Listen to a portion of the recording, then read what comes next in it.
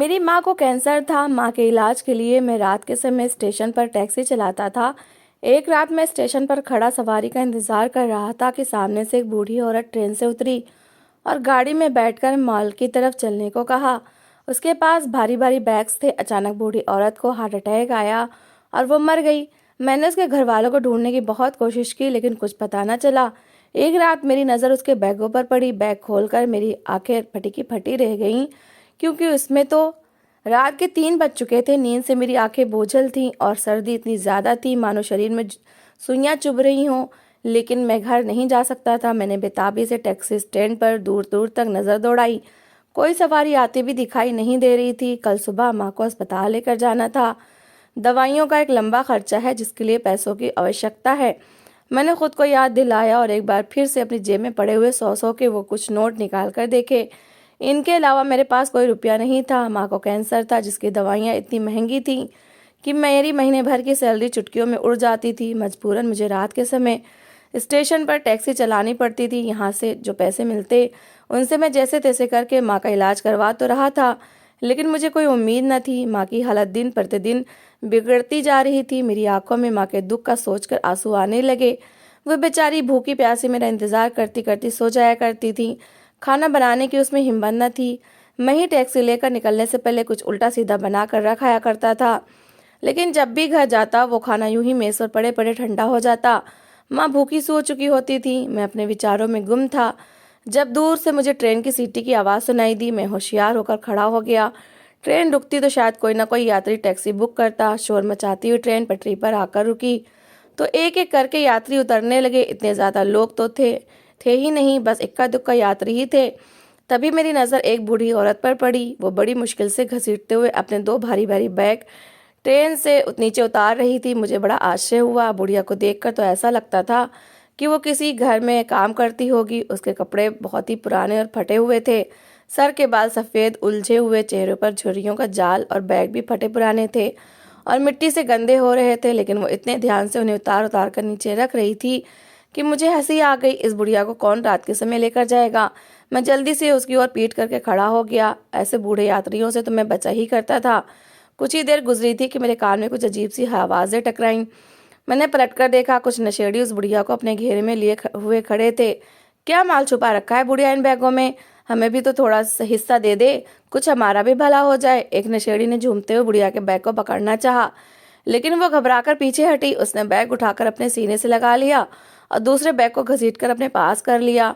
छोड़ दो मुझे, हट जा मेरे रास्ते से, मुझे पहले ही बड़ी देर हो गई है। बुढ़िया की घबराई हुई आवाज़ सुनाई दी। मगर स्टेशन पर खड़े हुए नशेड़ी शायद इस बुढ़िया को परेशान करना चाहते थे। वाह क्या बाल है इस उम्र में भी इस बुढ़िया के। एक नशेड़ी ने आगे बढ़कर बुढ़िया के बालों को खींचा तो दूसरे नशेड़ी जोर जोर से हंसने लगा। अरे औरत की उम्र नहीं देखते, जवान हो या बूढ़ी, आखिर होती तो औरत ही है ना। ये भी औरत है। एक नशेड़ी ने दूसरों को आंख मारी तो बुढ़िया बुरी तरह से घबरा गई और जल्दी से उनसे बचकर चलने लगी। लेकिन वो कभी उसको दाएं और घसीटते और कभी बाएं और कभी उसके बैग खींचने की कोशिश करने लगते। वो इसी कोशिश में थे कि बुढ़िया जान छुड़ाने के लिए कुछ पैसे उन्हें दे दे ताकि वो जाकर अपना नशा खरीद ले। लेकिन बुढ़िया बुरी तरह से घबरा गई थी। मुझे बहुत गुस्सा आया। वो उनकी माँ के बराबर की उम्र की थी। मैंने ज़मीन पर पड़े हुए 2-3 बड़े बड़े पत्थर उठाए और खींच कर नशेड़ियों को दे मारे। चलो भागो यहाँ से, खबरदार जो इस औरत को परेशान किया, शर्म नहीं आती। हटे कटे मर्द को भागकर अपनी ओर बढ़ते देखकर नशेड़ी घबरा गए और फौरन रफू चक्कर हो गए। बुढ़िया अपने बैग को सीने से लगाए आंसू भरी आंखों से मुझे देख रही थी। तुम्हारा शुक्रिया बेटा, अगर तुम ना आते तो ना जाने ये घटिया लोग क्या करते, वो बोली। तो मैंने एक ठंडी सांस ली। कहाँ जाना है आपको माँ जी? मेरे पूछने पर उसने जल्दी से शहर के एक मशहूर शॉपिंग मॉल का नाम लिया। मुझे वहाँ जाना है, जल्दी से मुझे वहाँ ले चल, बुढ़िया ने कहा। तो मुझे बड़ी हैरत हुई। मैंने एक बार सर से पैर तक उसे ध्यान से देखा। वो कहीं से भी अमीर औरत नहीं लगती थी। पैरों में 2 पट्टी चप्पल थी जिसके तलवे घिस चुके थे, कपड़े पुराने और हुलिया भी खराब था। फिर मुझे याद आया शॉपिंग मॉल के पीछे की तरफ गरीबों की बस्ती थी। शायद इस औरत का वहीं से कोई संबंध होगा। ना चाहते हुए भी मैंने सिर हिलाया। उसके दोनों बैग उठाकर गाड़ी के पिछले हिस्से में रख दिए। बैग बहुत भारी थे, उन्हें उठाते हुए मुझे पसीना आ गया। बुढ़िया खामोशी से गाड़ी की पिछली सीट पर बैठ गई तो मैंने गाड़ी स्टार्ट कर दी। कुछ दूर जाते ही मुझे बूढ़ी औरत की सिसकियों की आवाज़ आने लगी। मैं सवारियों के प्राइवेट मैटर में ज़्यादा नहीं बोलता था, इसलिए मैं खामोशी से गाड़ी चलाता रहा। उस शॉपिंग मॉल के सामने जाकर मैंने गाड़ी रोकी। माँ जी, किधर उतरना है आपको? रात के इस समय अगर आप शॉपिंग तो नहीं कर सकती, मैंने उनसे पूछा, मगर पीछे से कोई आवाज़ ना आई। मैं चिढ़ गया। मेरी खुद की आंखें नींद से बोझल हो रही थी। मैं अपनी तरफ का दरवाज़ा खोलकर पीछे आया। माँ जी, गाड़ी में सोने के लिए नहीं बिठाया था, आप नीचे उतरो, शॉपिंग मॉल आ गया है, मैंने गुस्से से कहा। तो मेरे हिलाने पर बुढ़िया एक और को लुढ़क गई। मेरे तो होश उड़ गए थे, क्योंकि बुढ़िया की सांसें चल ही नहीं रही थी। मैंने आगे बढ़कर उसकी धड़कन चेक की और मेरे पैरों के नीचे से ज़मीन निकल गई। वो बुढ़िया मर चुकी थी। मैंने घबराकर दाएं बाएं देखा। रात के सन्नाटे में आसपास कोई न था। शॉपिंग मॉल की लाइटें तो चमक रही थी, मगर इस समय वो भी खाली था। अब ये क्या मुसीबत है? ना जाने ये बुढ़िया कौन है, मुझे तो ये तक न पता था। मैंने घबराकर उसको चेक किया। उसके पास ना तो पैसे थे और ना ही कोई आईडी। मुझे कहीं से पता ना चला कि ये बुढ़िया कौन है और उसकी लाश को मैं किसके हवाले करूं। उसके दो बड़े बड़े भारी बैग्स के ऊपर ताले लगे हुए थे। चाहकर भी मैं इन तालों को खोल ना सका। तंग आकर मैंने गाड़ी को सरकारी अस्पताल की ओर मोड़ दिया। मुझे पता था सरकारी अस्पताल वाले खामोशी से उनका अंतिम संस्कार कर देंगे। मैंने उनकी लाश को अस्पताल में स्ट्रेचर पर छोड़ा और तेजी से निकलकर वापस अपनी गाड़ी में आ बैठा। सुबह हो चुकी थी, नौकरी पर जाने का भी समय हो रहा था। मुझे झुंझलाहट हुई। पेट्रोल भी बर्बाद हुआ और बुढ़िया ने 1 रुपया भी ना दिया था। न जाने वो थी कौन। यही सब सोचते हुए मैं वापस अपने घर आ गया। अंदर मेरी माँ दर्द से कराह रही थी। चिंता मत करो माँ, आज मैं रात जल्दी वापस आऊँगा तो तुम्हें हॉस्पिटल ले जाऊँगा, मैंने कहा। लेकिन उन्होंने सिर्फ सर ही हिलाया। टैक्सी खड़ी करके मैं पलटा ही था कि मेरी नज़र उन 2 बैग्स पर पड़ी, मगर मेरे पास फिलहाल समय न था। मैंने उन दोनों बैग को उठाकर अंदर अपने कमरे में ले जाकर रख दिया। अचानक ही मुझे अपने कमरे में से एक अजीब सी बदबू लगी, मगर मेरे पास ज़्यादा समय न था। मैं जल्दी से तैयार होकर नौकरी पर चला आया। नौकरी पर एक नई परेशानी मेरी प्रतीक्षा देख रही थी। मेरा पुराना बूढ़ा बॉस बीमार होकर घर में पड़ा था और उसका जवान बेटा उसकी सीट पर बैठा था। उसने जाते ही मुझे आंखें निकाल कर देखा। ये कोई समय है ऑफिस आने का? ना जाने पिताजी ने भी कैसे कैसे लोगों को भर्ती कर रखा है। मुझे तुम्हारा काम पसंद ना आया तो जल्दी तुम्हारी छुट्टी कर दूंगा। उसने आंखें निकाल कर मुझे धमकी दी। उसने मेरा काम भी बढ़ा दिया था। सुबह से लेकर शाम तक काम करते करते मेरी आंखें नींद से बोझल होने लगी। 4 बजे के समय मेरे मोबाइल पर माँ का फ़ोन आने लगा। मैंने घबरा कर फ़ोन कान से लगाया। जल्दी घर आ जा सुमित, मेरी तबीयत बहुत ख़राब हो रही है, मुझे अस्पताल ले चल, माँ ने कहा तो मैं घबरा गया। छुट्टी होने में अभी कुछ टाइम बाकी था। मैंने मालिक से छुट्टी मांगी तो उसने खा जाने वाली नज़रों से मुझे देखा। छुट्टी के पैसे नहीं मिलते, काम के मिलते हैं। तुम जैसे लोगों की आदत होती है, जितने घंटे तुम छुट्टी करोगे उतने घंटे के मैं पैसे काटूंगा, उसने कहा तो मैं अपने आंसू पीकर रह गया। मेरी माँ सच में बहुत दर्द में थी। उन्हें लेकर भागा भागा मैं अस्पताल पहुंचा।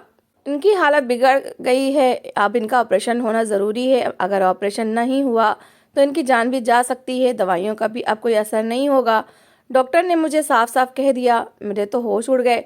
डॉक्टर ने मुझे जब ऑपरेशन पर होने वाले खर्चे के बारे में बताया तो मेरा हाल ये हो गया कि काटो तो शरीर में खून नहीं, लाखों रुपए तो मैं अगले कई सालों में भी जमा नहीं कर सकता था।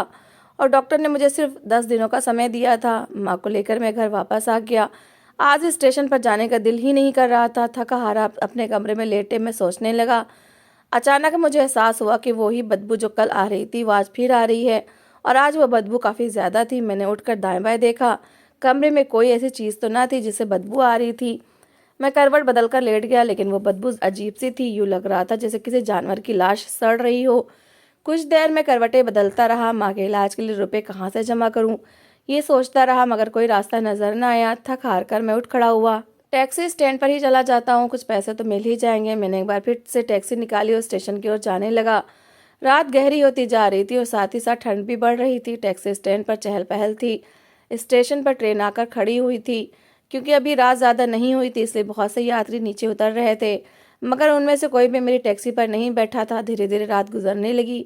स्टेशन पर सन्नाटा छाता चला गया। रात 2 बजे का समय था जब मेरी नज़र 2 पुलिस वालों पर पड़ी। वो इधर उधर देखते हुए आगे बढ़ रहे थे। उन्होंने स्टेशन मास्टर से कुछ देर बात की। ऐसा लग रहा था जैसे वो किसी चीज़ की छानबीन कर रहे हैं। वो काफ़ी देर तक इधर उधर घूमते रहे। नशेड़ियों को भी पकड़कर कुछ पूछताछ करते रहे। एक बार तो मुझे ऐसा लगा जैसे नशेड़ियों ने मेरी ओर इशारा करके कोई बात की हो। पुलिस वालों ने मेरी ओर देखा तो मैं काफ़ी घबरा गया। मुझे पुलिस से हमेशा ही डर लगा करता था। मुझे याद था कि कल रात एक बुढ़िया मेरी गाड़ी में मर गई थी। कहीं मैं किसी मुसीबत में ही ना फंस जाऊं। दिल ही दिल में भगवान से प्रार्थनाएं करने लगा और फटाफट गाड़ी में बैठकर गाड़ी स्टार्ट कर दी। लेकिन अच्छा था कि पुलिस वाले मेरी ओर नहीं आए, उन्हें कोई फ़ोन आ गया था। फ़ोन सुनते ही वो अपनी गाड़ी की ओर बढ़ गए और वो चले गए तो मैं अपनी गाड़ी से बाहर निकल कर टहलता हुआ स्टेशन मास्टर के पास आ गया। क्या कह रहे थे ये पुलिस वाले? आधी रात को यहाँ स्टेशन पर क्या करने आए थे? मैंने सरसरी अंदाज में स्टेशन मास्टर से पूछा। तो अब मुंह बनाते हुए बोला, कल रात स्टेशन से एक बुढ़िया गायब हो गई है। ये पुलिस वाले उसी की तलाश करते फिर रहे हैं, पता नहीं कौन थी, लेकिन इनकी बातों से तो ऐसा लग रहा था जैसे उस बुढ़िया को गायब करने वाले को जान से ही मार डालेंगे। स्टेशन मास्टर ने कहा तो मेरे पैरों के नीचे से ज़मीन निकल गई। जिंदगी में पहले ही मुसीबतें कम नहीं थी कि अब ये बुढ़िया की लाश वाला चक्कर मेरे गले पड़ गया था। मुझे तो पता भी नहीं था कि उसकी लाश गई कहाँ। अस्पताल वालों ने खुद से ही उसका अंतिम संस्कार कर दिया होगा, कहीं किसी को पता न चल जाए कि वो मेरी गाड़ी में बैठी थी। मेरे पास तो पुलिस वालों को रिश्वत देने के भी पैसे नहीं थे। मैं घबराकर टैक्सी में बैठकर वापस अपने घर चला आया। मेरे कमरे में अब कल की अपेक्षा ज़्यादा बदबू आ रही थी, मगर मुझे कमरे में कोई ऐसी चीज़ भी तो नज़र नहीं आ रही थी। शायद किसी कोने में चूहा मर गया होगा। मैंने खुद को तसल्ली दी और लेटकर सोने की कोशिश करने लगा। नौकरी पर जाते ही मैंने अपने मालिक से उधार रुपयों की बात की। मेरे पास और कोई रास्ता न था। इतने रुपयों का सुनकर वो मुझे यूँ देखने लगा जैसे मैं किसी और ग्रह से आया हूँ। काम तो तुम जैसे लोगों से होता नहीं है और पैसे तुम लोगों को एडवांस चाहिए। मैं तुम्हारी शक्ल देखते ही समझ गया था कि तुम एक निकम्मे और कामचोर इंसान हो जो एडवांस रुपए लेकर गायब हो जाएगा। एक फूटी कौड़ी नहीं मिलेगी तुम्हें, बल्कि इस महीने की सैलरी भी मैं तुम्हारा काम देखने के बाद ही तुम्हें दूंगा। मालिक ने मुझे सख्ती से जवाब दिया तो मेरी आंखों में आंसू भर आए। माँ की बिगड़ती हालत और खाली जेब मुझे एहसास दिला रही थी कि दुनिया में मेरा अस्तित्व किसी बोझ से कम नहीं। मैं वापस जाकर अपना काम करने लगा। शाम ढले मेरी छुट्टी हुई। मैंने तब तक अपने साथ काम करने वाले से रुपयों का पूछ लिया था, मगर किसी के पास इतने रुपए थे ही नहीं। सरकारी अस्पताल में इलाज के लिए एक लंबी लाइन लगी थी। वहां लेकर जाना संभव नहीं था। माँ इलाज से पहले ही मर जाती। जैसे तैसे करके मुझे रुपयों की व्यवस्था तो करनी ही थी। उस रात मैं टैक्सी लेकर बड़ी देर तक मारा मारा फिरता रहा। स्टेशन की तरफ जाने का दिल ही नहीं कर रहा था। कल नजर आने वाली पुलिस वालों का अभी तक मेरे दिल पर सवार था, लेकिन कुछ तो करना ही था। टैक्सी का किराया भी तो हर महीने भरना ही था। मैंने ना चाहते हुए भी मैंने अपनी टैक्सी को स्टेशन की ओर मोड़ लिया। अचानक ही रोड पार करते हुए दाईं ओर से कोई मेरी गाड़ी से टकरा गया। मैंने घबराकर ब्रेक दबा दी। अब क्या कोई नई मुसीबत मेरे गले पड़ गई? मैंने घबराकर सोचा और गाड़ी का दरवाज़ा खोलकर नीचे उतर आया। गाड़ी से टकराकर गिरने वाली एक सुंदर लड़की थी। महंगे कपड़े, महंगे जूते और साथ में महंगा बैग देखकर अंदाजा हो रहा था कि वो एक अच्छे और अमीर परिवार से संबंध रखती है। शुक्र था कि उसे कोई गहरी चोट नहीं आई थी। वो अपने आप को संभाले उठकर खड़ी हो रही थी। माफ़ कीजिएगा मैडम, मैंने आपको देखा नहीं और गलती से आपको मेरी गाड़ी लग गई, मैंने शर्मिंदगी से कहा। तो उसने धीरे से सर हिला दिया। कोई बात नहीं, मैं खुद भी परेशान थी, इसलिए शायद मैं तुम्हारी गाड़ी के सामने आ गई, उसने कहा। वो इतनी सुंदर थी कि मैं पूछना चाहता था कि वो क्यों परेशान है। शायद मैं उसकी परेशानी हल कर सकूं, मगर वो जल्दी से रोड क्रॉस करके दूसरी ओर चली गई। मैं भी वापस गाड़ी में बैठकर स्टेशन की ओर चला आया। आज पुलिस वाले तो नहीं आए थे, लेकिन पता नहीं क्यों मुझे बार बार लग रहा था कि यहाँ खड़ा हर शख्स मुझे घूर घूर कर देख रहा है। एक दो सवारियां मिली भी, लेकिन उन्होंने इतने अच्छे पैसे ना दिए। स्टेशन मास्टर मुझे दूर से खड़ा बड़ी देर से घूर रहा था, फिर आखिरकार वो मेरे पास आ गया। क्या बात है सुमित, लगता है तुम कुछ छुपा रहे हो, आजकल बड़े उलझे उलझे रहते हो। उन्होंने पूछा तो मेरे पैरों के नीचे से ज़मीन निकल गई कि इन्हें पता तो नहीं चल गया कि उस बुढ़िया को गाड़ी में बैठाकर मैं लेकर गया था। पुलिस वालों का कोई दीन धर्म नहीं होता। हो सकता है वो मुझे बुढ़िया ही के कत्ल के इल्ज़ाम में पकड़कर जेल करवा दें, तब मेरा क्या होगा? कुछ नहीं मास्टर जी, बस माँ के इलाज के लिए परेशान हूँ। मैंने घबराकर बात को टाल दिया और जल्दी से गाड़ी में बैठकर वापस घर की ओर भाग आया। घर की हालत बुरी थी। माँ अंदर लेटी रात के इस समय भी बुरी तरह से खांस रही थी। उसकी हालत बहुत खराब हो चुकी थी और घर में इतनी बदबू भर गई थी कि अंदर पैर रखना भी कठिन हो रहा था। आखिर ये सब कुछ किस कारण है? मैं चारपाई पर लेटा परेशानी से सोच रहा था। कमरे में दम घुट रहा था, तभी मेरी नज़र कोने में रखे उस बुढ़िया के 2 बैगों की ओर पड़ी। मैं चौंक गया। इन बैगों की ओर दे तो मेरा ध्यान ही नहीं गया था। ना जाने वो बुढ़िया इन बैग्स के अंदर क्या भरकर लेकर जा रही थी। मैं उठकर उन बैग्स के पास चला आया और बैग के करीब जाते ही मुझे एक जोरदार झटका लगा। बदबू के झोंके इसी बैग के अंदर से उठ रहे थे। उस बुढ़िया की सूरत मेरी आंखों में घूम गई। वो संदिग्ध और रहस्यमयी लग रही थी। कहीं बैगों के अंदर उसने किसी लाश को तो नहीं छुपा रखा था। मैंने सोचा तो मेरे पूरे शरीर में सनसनाहट सी होने लगी। मैंने घबराकर अपने कमरे का दरवाज़ा बंद कर दिया। एक के बाद एक मैं मुसीबतों में फंसता ही चला जा रहा था। अब तो मैं उस समय को कोस रहा था जब मैंने उस बुढ़िया को अपनी गाड़ी में बिठाया था, लेकिन अब इन बैगों को खोलना भी तो ज़रूरी था। बैग तो खस्ता हाल और पुराने से थे। लेकिन उनकी चैन बंद करके उनके ऊपर बड़ा सा मजबूत ताला लगाया गया था। इस ताले को खोलने का तो मुझे कोई रास्ता नज़र नहीं आ रहा था। मैं कमरे से निकला और किचन में बड़ी वाली हथौड़ी लेकर दोबारा कमरे में जा घुसा।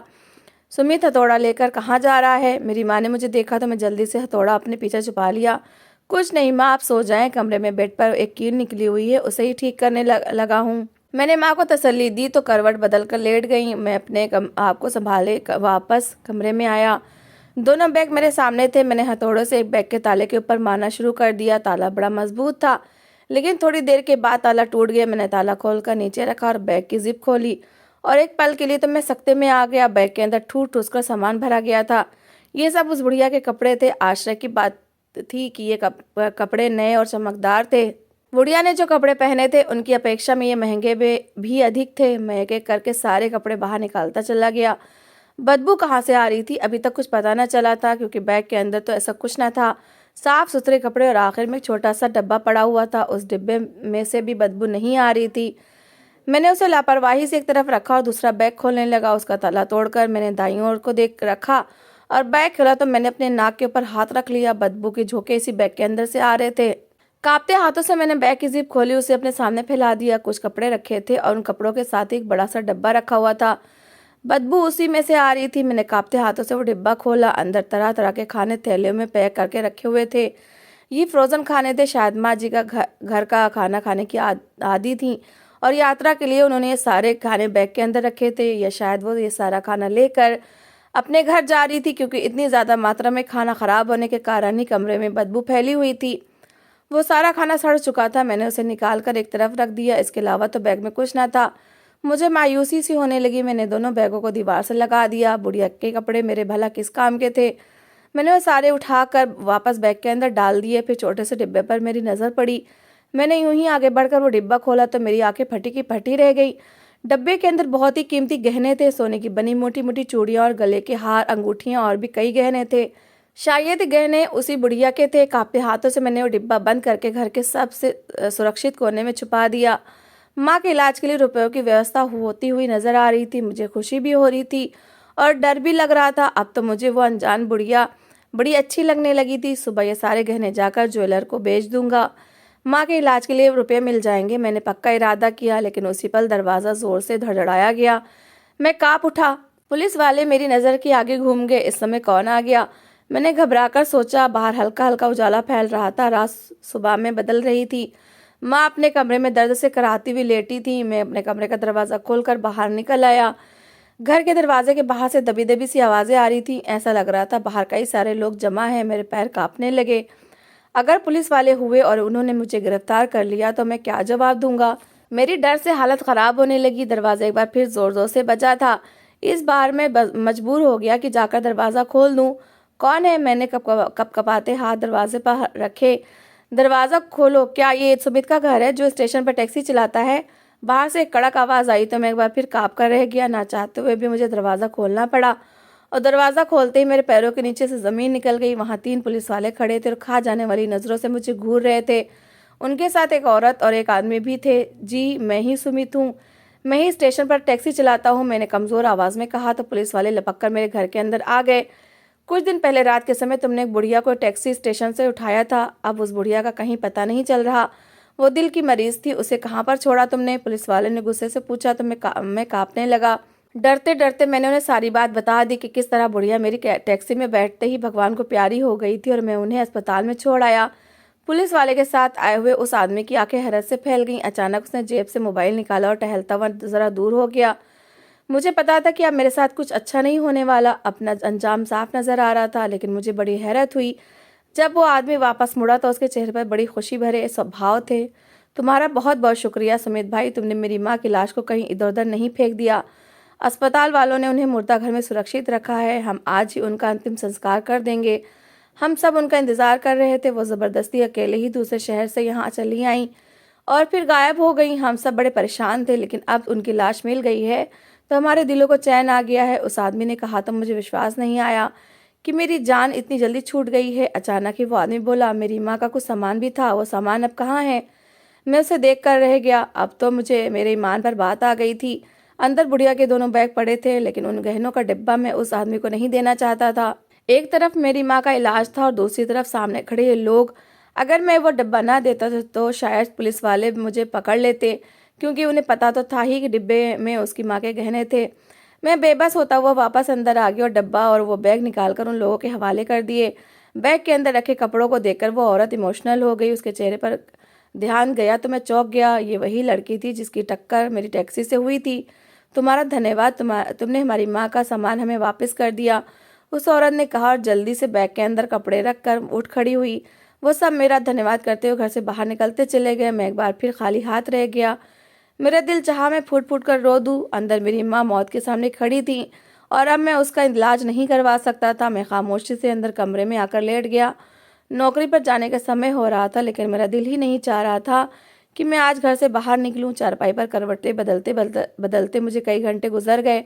अचानक दरवाज़ा एक बार फिर बजा। मैं हैरान होते हुए बाहर निकला तो सामने वही औरत खड़ी थी। वो मुस्कुरा रही थी। वो बुढ़िया मेरी माँ थी। मुझे तुम्हारी ईमानदारी ने बहुत प्रभावित किया। यहाँ से बाहर निकलते ही मैंने तुम्हारे बारे में जानकारी की तो पता चला तुम अपनी माँ के कैंसर के इलाज के लिए परेशान हो। तुम्हें रुपए चाहिए थे। इसके बाद भी तुमने वो गहने जो माँ के बैग में थे नहीं चुराए। इसलिए मैंने फैसला किया है कि तुम्हारी माँ का सारा इलाज मैं खुद करवाऊंगी।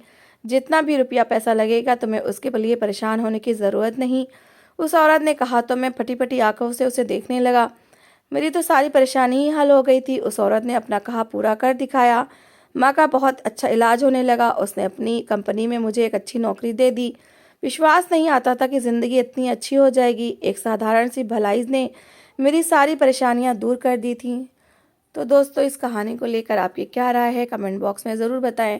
और अगर आपको हमारी आज की कहानी अच्छी लगी हो तो प्लीज़ लाइक ज़रूर करें। अगर आपने अभी तक हमारे चैनल को सब्सक्राइब नहीं किया तो ज़रूर कर लीजिए। तो मिलते हैं ऐसी ही एक और मोटिवेशनल कहानी के साथ। Thanks for watching.